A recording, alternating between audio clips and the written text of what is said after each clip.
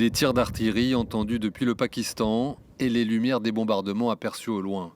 De rares preuves des échanges de tirs survenus vendredi soir à la frontière avec le sud de l'Afghanistan, où plusieurs civils et au moins un soldat afghan ont été tués selon les autorités locales. Sur les réseaux sociaux, le porte-parole des talibans afghans et celui du gouvernement pakistanais se renvoient la responsabilité.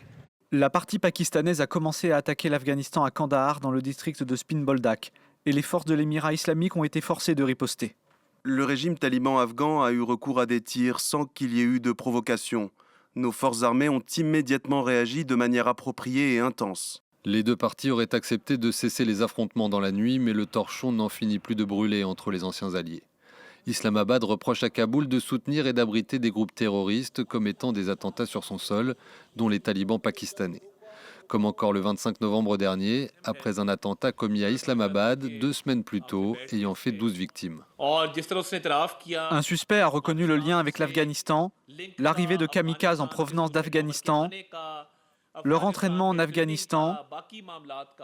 Il est donc très clair que l'Afghanistan est pleinement impliqué dans cette situation. De quoi motiver les frappes survenues à partir de la mi-octobre sur des positions des islamistes afghans dans les zones tribales à la frontière. Une frontière depuis théoriquement fermée. La médiation du Qatar et de la Turquie avait permis la signature d'une trêve à Doha le 19 octobre, mais la situation est donc loin d'être réglée. Avant les échanges de tirs de ce vendredi, des frappes fin novembre sur une ville de la province afghane de Khost ont fait une dizaine de morts parmi les civils.